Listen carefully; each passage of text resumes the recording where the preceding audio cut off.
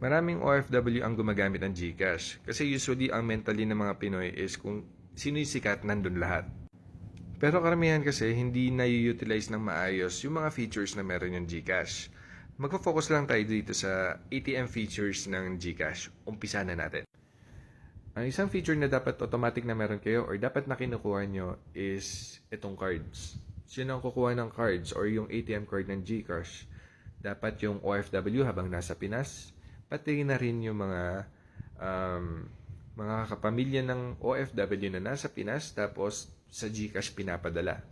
Para maiwasan nyo na yung pag-cash out sa mga tindahan, bali, yan lang din. Kukuha kayo ng GCash ATM card para sa mga ATM machine na kayo mag-withdraw. Sobrang taas kasi maningil ng tindahan pagdating sa mga cash outs. So, kunwari yung OFW nagpadala doon sa pamilya sa Pinas, tapos yung pamilya sa Pinas pupunta sa tindahan para mag-cash out. Ang taas kasi ng fee, parang nasa 2%, 3% yata. So, maliit na nga lang yung padala mo, mauubos pa nang dahil doon sa mga fee na sisingilan ng tindahan sa'yo.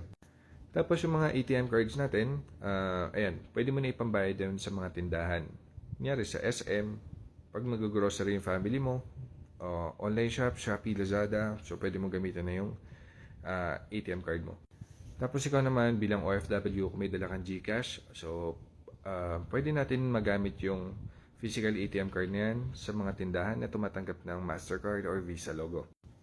Pwede rin natin maipambili yan sa mga pangangailangan natin sa mga online shop dito sa Saudi. Worst case scenario, kunwari, na-delay yung sahod mo, wala ka ng pera sa Saudi, yung family mo sa Pinas, magpapadala lang sila ng pera sa GCash account mo, tapos, pag pumasok na yung pera, pwede mo nang magamit yung ATM card mo sa pag-withdraw sa mga ATM machines sa abroad, kunyari sa Saudi. So, may mga charges lang, pero mas mababa kumpara doon sa ibang mga ATM card. Pero kung emergency, yan yung isa sa mga bagay na makakatulong sa'yo. Anyway, basta kung interesado ka kumuha ng GCash card, tap mo lang yung cards tab, tapos itap mo na tong order a card. Ilagay mo na yung home address mo, tapos magbabayad ka lang ata ng 200 pesos dito.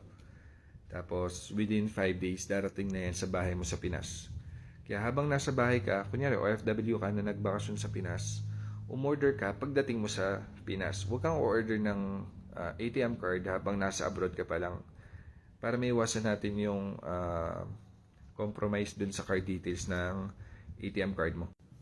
Pag natanggap mo na yung ATM card, so itap mo na yung link my card, then ilalagay mo na yung siguro yung card details nung GCash card mo para ma-activate na and magamit mo na sa pagbili sa mga tindahan, pag-withdraw sa mga ATM machines.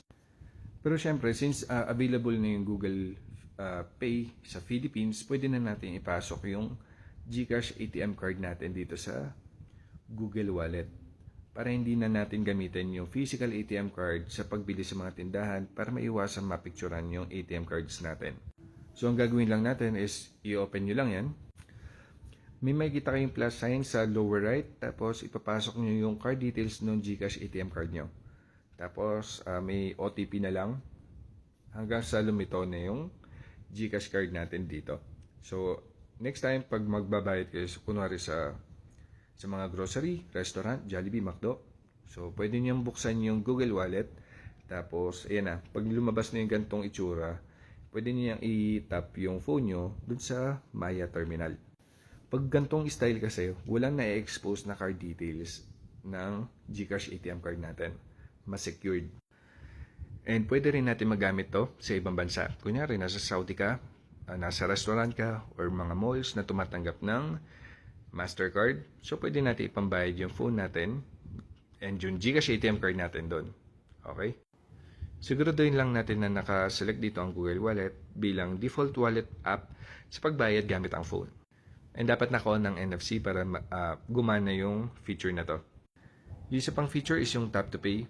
Bali, yung feature na to is na-activate siya dahil akala ng lahat is hindi gagana or hindi darating sa Pinas yung Google Wallet.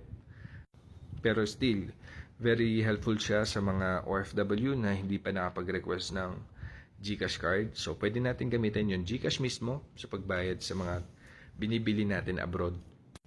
bagay to kung OFW ka na nasa abroad, tapos wala ka pang GCash ATM card, gusto mong magamit yung GCash mo sa pagbayad sa mga tindahan na tumatanggap ng Mastercard or Visa logo. So, dito sa default wallet app, ang pili natin dito is GCash para pag itatap natin yung phone natin, GCash yung ipambabayad niya. So, ganyan yung mangyayari. Pag na-activate natin yung tap to pay, so itatapat lang natin yung phone sa mga POS terminal, sa mga tindahan, tapos okay na. Siguro hingi lang ng OTP to para mag-activate.